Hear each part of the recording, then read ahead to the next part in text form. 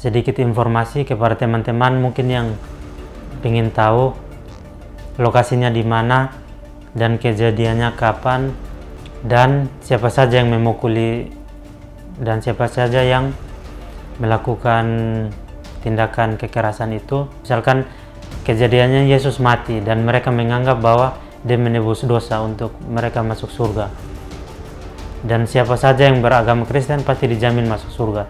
Sedangkan di situ tidak ada ayatnya, karena di Alkitab sendiri menjelaskan bahwa umat Kristen itu harus diwajibkan untuk mereka beriman kepada Nabi Muhammad.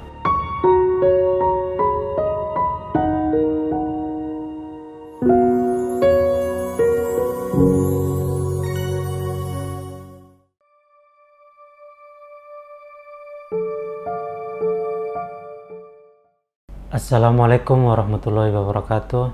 Alhamdulillahirabbil alamin wassalatu wassalamu ala asrofil anbiya'i wal mursalin wa ala alihi washabbihi ajma'in, amma ba'du.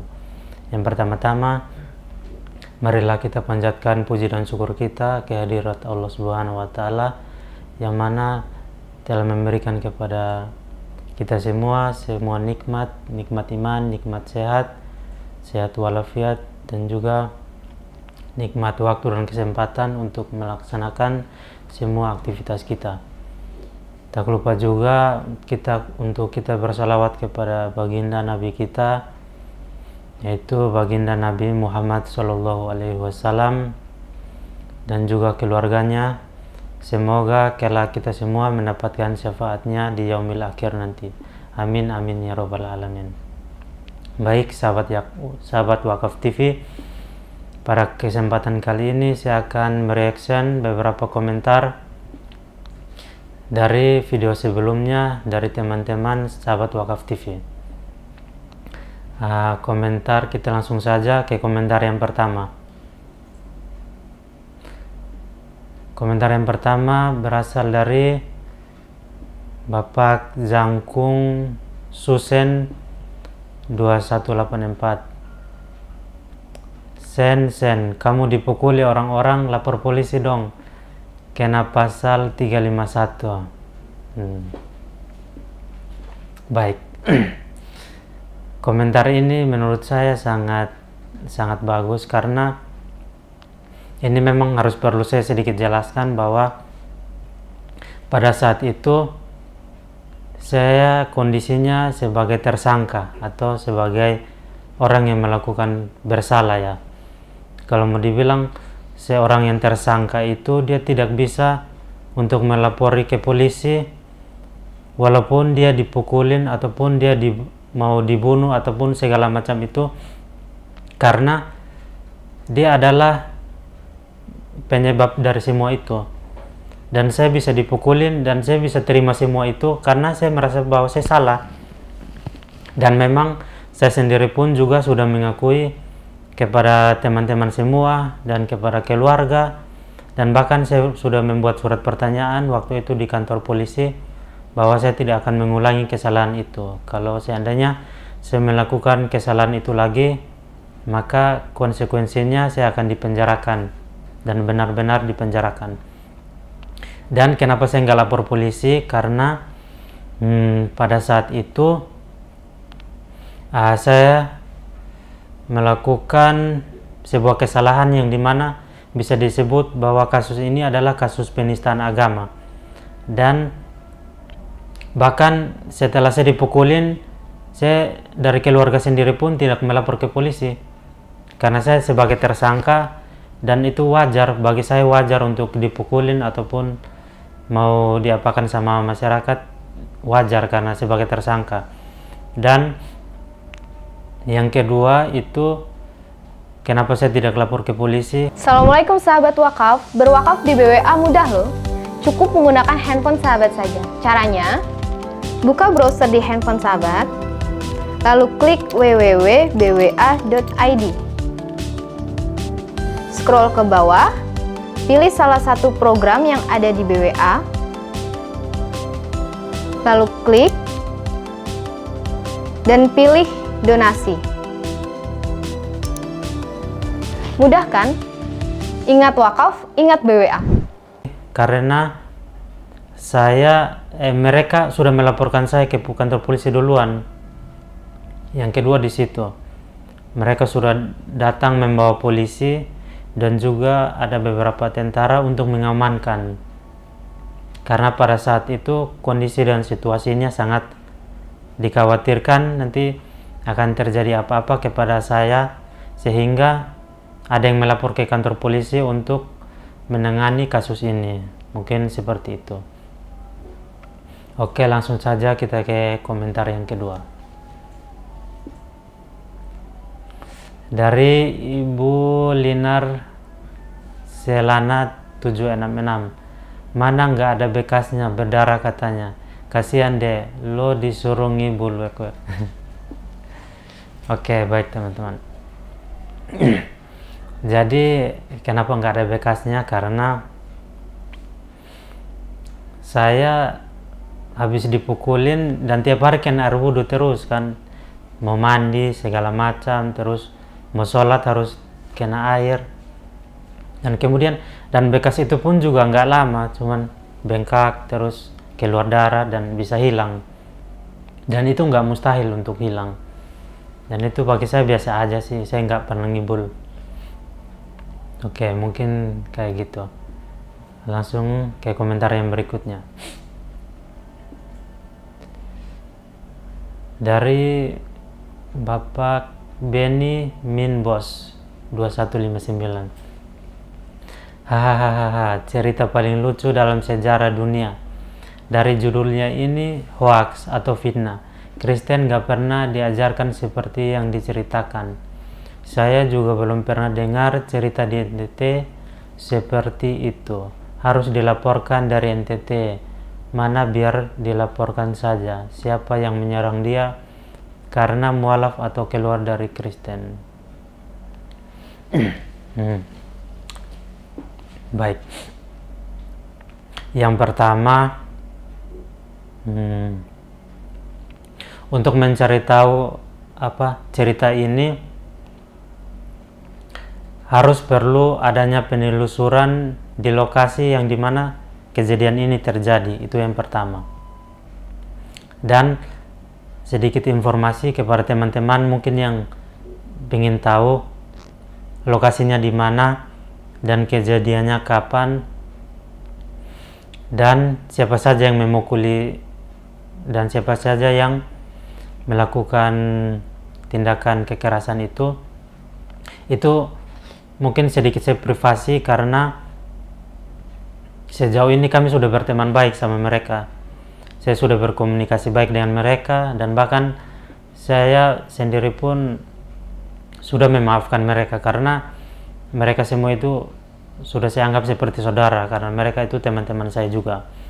Dan di kampung saya itu ketika ada masalah seperti itu, nanti masalah itu terjadi di saat itu aja. Nanti kalau masalahnya udah selesai, udah masalahnya beres, akan kembali seperti semula lagi. Dan kasus ini terjadi di kampung saya, di kampung Soe namanya, di pedalaman NTT, kota Soe, dan kemudian itu terjadi di daerah saya. Dan mungkin saya tidak perlu menjelaskan panjang lebar. Kalau misalkan ada teman-teman yang ingin mau berkunjung ke sana, silakan nanti bisa mungkin menghubungi Wakaf TV untuk mencari tahu alamatnya dan bisa mungkin akan dikasih tahu. Dan untuk beberapa saksi mungkin bisa saya datangkan, cuman nanti masalah ini akan memperpanjang lagi situasi dan masalah akan mungkin bisa dikatakan bisa ribut lagi karena saya sendiri pun sama keluarga pun udah baikan dan kami pun udah melupakan semua ini, udah nggak ada lagi masalah tentang ini, udah nggak dipermasalahkan lagi. Kemudian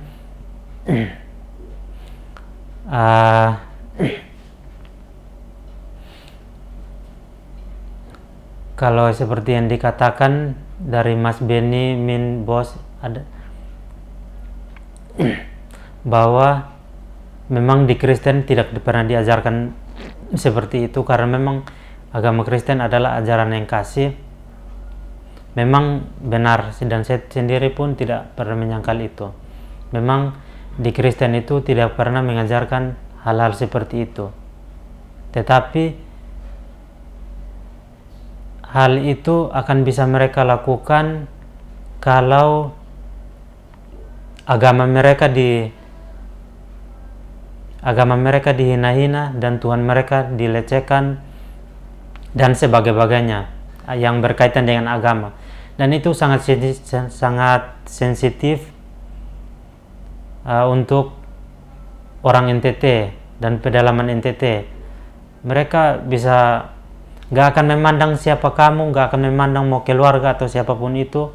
Kalau udah terkait dengan agama dan hal-hal yang sensitif, jangan heran kalau itu bisa terjadi.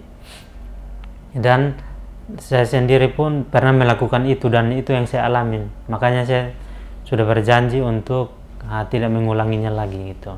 Dan saya udah meminta maaf kepada keluarga dan juga teman-teman semua di sana. Nah, mungkin itu saja yang bisa saya sampaikan. Lanjut ke komentar berikutnya.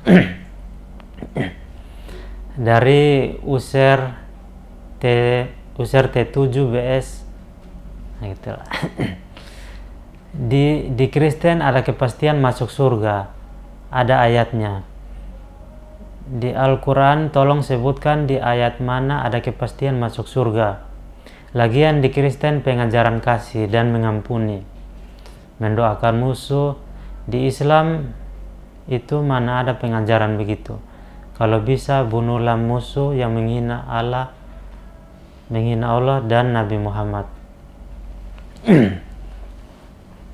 Bagus. Jadi kali ini kita sedang di perjalanan menuju Desa Berungai, Desa Semuntai, Kecamatan Sepau. Alhamdulillah tadi kita dari Kabupaten Sintang setelah melakukan perjalanan selama 3 jam, dan kondisi jalannya ya seperti ini. Seperti para wakil semua lihat bahwasanya rintangannya ya ini jalan yang berlubang. Sudah ditunggu oleh para mualaf yang alhamdulillah berjumlah 17 orang, yang dimana kita akan melakukan berbagai kegiatan di sana. Yakni yang pertama adalah melakukan syahadat. Asyhadu an la ilaha illallah.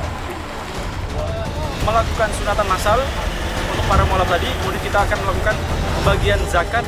Tak lupa yang penting bahwasannya kita ke sana itu akan membagikan Al-Quran, karena kali ini merupakan wakaf Al-Quran dominan untuk Muslim pedalaman di Kalimantan Barat.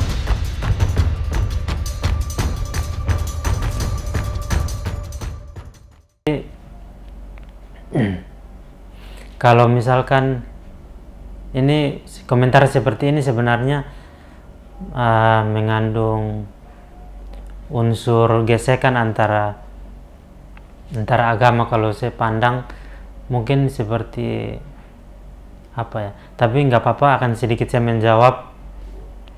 Kalau yang saya tahu di agama Kristen ada kepastian masuk surga karena kaum Nasrani meyakini bahwa kematian Yesus di atas kayu salib adalah untuk menebus dosa-dosa manusia. Kemudian adapun ayat di dalam Alkitab, Yesus sendiri tidak mengatakan bahwa dia mati untuk menebus seluruh dosa manusia. Apakah yang dimaksudkan oleh umat Kristen ini, Yesus menebus dosa manusia dari Nabi Adam sampai Nabi terakhir sebelum hari kiamat, atau hanya untuk Bani Israel, untuk kaumnya saja? Nah, itu harus diperjelaskan lagi di dalam Alkitab itu. Jangan hanya bergantung kepada kejadian. Misalkan kejadiannya Yesus mati dan mereka menganggap bahwa dia menebus dosa untuk mereka masuk surga, dan siapa saja yang beragama Kristen pasti dijamin masuk surga. Sedangkan di situ tidak ada ayatnya, tidak ada ayat yang menyatakan bahwa kalau dia beragama Kristen dia masuk surga. Kalau ada ayatnya mungkin bisa ditunjukin. Dan yang kedua, kalau di Al-Quran sendiri banyak yang bisa ditunjukin bahwa ayat di mana Allah menjanjikan bahwa mereka yang beriman kepada Allah dan Rasul-Nya, beriman kepada hari akhir, beriman kepada kitab-kitab sebelumnya, beriman kepada nabi-nabi sebelumnya dan nabi terakhir, dan itu dia akan dijamin masuk surga. Dia pasti akan dijamin masuk surga. Walaupun dia Islamnya mungkin Islam KTP, kalau dibilang Islam KTP, tapi dia pasti akan dijamin masuk surga. Beda dengan ajaran kasih. Kalau ajaran kasih dalam Kristen itu, yang penting mereka beriman kepada Yesus, kemudian mereka tidak beriman kepada Nabi Muhammad, tidak beriman kepada Al-Quran, tidak beriman kepada nabi-nabi sebelumnya. Mereka hanya dikhususkan beriman kepada Yesus. Mereka dijamin masuk surga karena Yesus mati untuk menebus dosa. Nah, ini adalah hal yang sangat salah, karena di Alkitab sendiri menjelaskan bahwa umat Kristen itu harus diwajibkan untuk mereka beriman kepada Nabi Muhammad dan Alkitab yang pernah diturunkan sama utusan-utusannya, yaitu Nabi Musa, Nabi Daud, terus Nabi Isa dan juga Nabi Muhammad, yaitu ada 4 Injil, kitab Injil, Taurat, Zabur dan juga Al-Quran. Nah, mungkin dari situ mereka mengira bahwa dengan percaya bahwa ketika Yesus mati di kayu salib telah menyelamatkan dosa mereka, entah itu dosa berzina, dosa pencuri, dosa membunuh, ataupun segala macam dosa yang dilakukan bisa diampuni. Nah, ini adalah suatu hal yang sangat, kalau dibilang sangat harus diluruskan. Di Kristen Yesus tidak mengatakan seperti itu. Baik, langsung saja kita ke komentar yang berikutnya. Dari Tony Johan 3438, mana ada api bisa nyala dalam lautan, baru tahu aku. Baik, seperti yang saya katakan di video sebelumnya bahwa salah satu tanda mujizat Al-Quran adalah Al-Quran itu mengatakan sesuatu yang ada faktanya, bahwa Al-Quran mengatakan bahwa di dalam lautan ada api yang menyala dan api itu tidak terpadamkan oleh lautan. Dan bisa saya tunjukkan ayatnya. Ayatnya itu di dalam Al-Quran surat At-Tur ayat 6.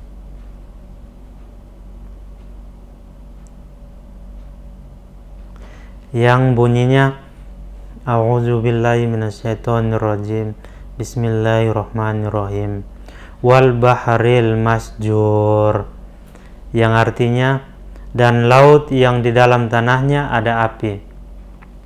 Yang artinya di dalam lautan itu ada api yang keluar di dalam lautan itu, dan api itu tidak bisa dipadamkan oleh laut, dan itu benar-benar terbukti.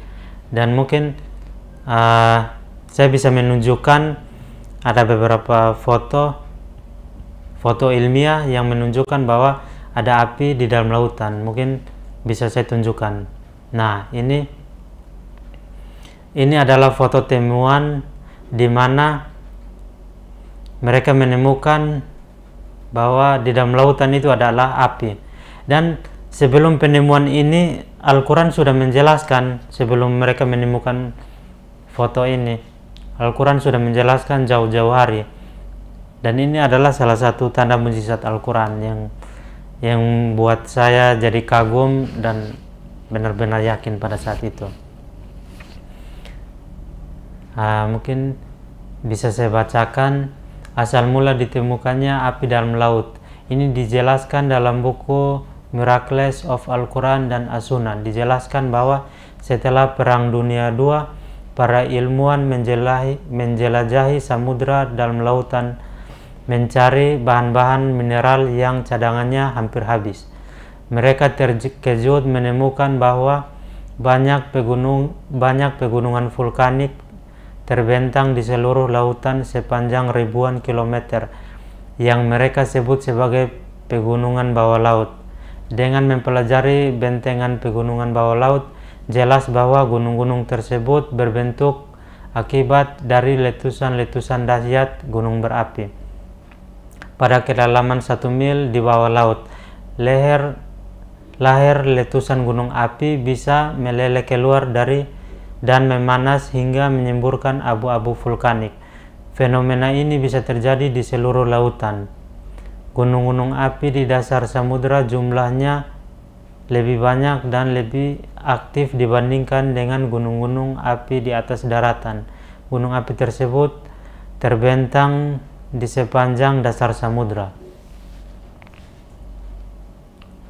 Nah, itu ada sedikit beberapa foto dan beberapa ini. Mungkin kalau mau cari tahu lebih lagi, mungkin bisa di searching di Google atau di YouTube, mungkin bisa ditemukan karena itu sudah lama sekali dan udah banyak ditemukan. Oke, langsung saja ke komentar berikutnya. Komentar dari Ibu Ernia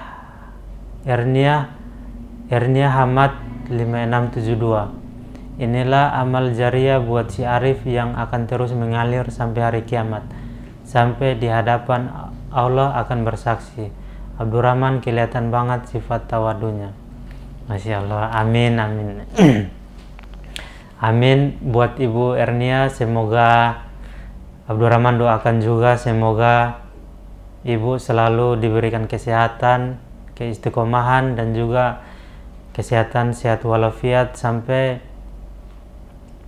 ajal menjemput. Dan semoga kita semua, saya minta doanya juga untuk selalu diberikan keistiqomahan dalam menjalankan ibadahnya dan yang lain-lainnya.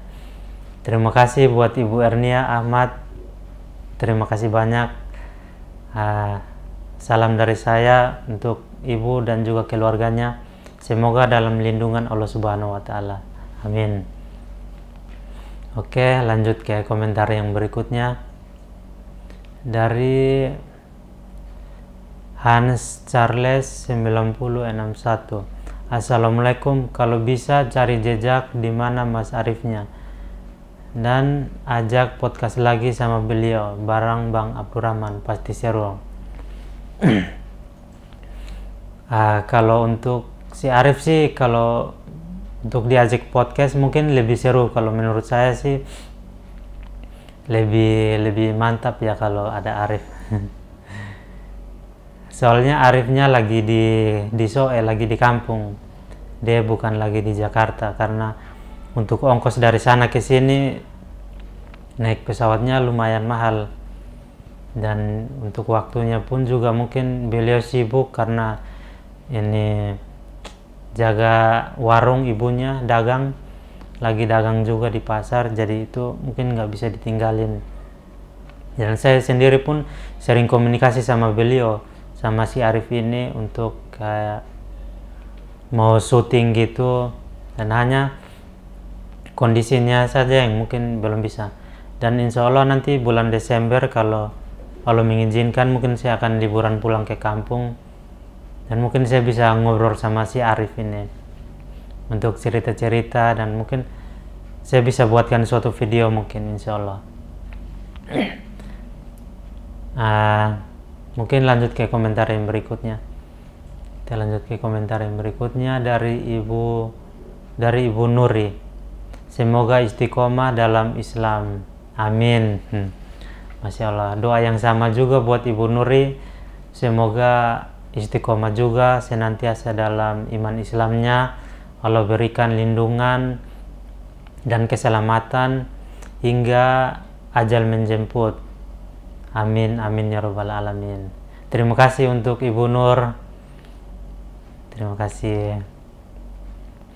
Oke, lanjut lagi ke komentar yang berikutnya. Dari Mulyani 852. Aku menangis dan tersenyum mendengar cerita Bang Vincent ini. Masya Allah, campur aduk hatiku, begitu polos apa adanya, tapi ada sesuatu yang kuat juga. Wajahnya teduh kalem, Masya Allah, jujur harus benar. Masya Allah, terima kasih untuk Ibu Mulyani, terima kasih juga. Masya Allah, semua ini atas berkat dan pertolongan Allah Subhanahu wa Ta'ala, dan alhamdulillah sampai sekarang saya masih diberikan kesehatan, dan semoga selalu istiqomah dalam iman dan Islamnya. Dan saya doakan juga buat kakak Mulyani, semoga istiqomah juga dalam iman dan Islamnya, di dalam beribadah kepada ketaatan kepada Allah Subhanahu wa Ta'ala sampai ajal menjemput. Terima kasih ya buat kakak Mulyani, semoga sehat-sehat selalu, amin ya rabbal alamin. Terima kasih. Oke, lanjut lagi ke komentar yang berikutnya. Oh cukup, habis. Langsung ditutup aja. Oh ya, baik, mungkin ini saja reaction yang bisa saya sampaikan dari komentar-komentar teman Wakaf TV. Untuk kurang lebihnya saya mohon maaf, karena saya adalah manusia biasa yang tidak lepas dari khilaf, salah kata ataupun kesalahan. Karena itu saya mohon maaf kepada teman-teman semua jika mungkin dalam percakapan ini ada salah kata atau ada salah dalam berucap atau adapun adab yang kurang sopan. Saya mohon maaf kepada teman-teman semua. Terima kasih. Wassalamualaikum warahmatullahi wabarakatuh.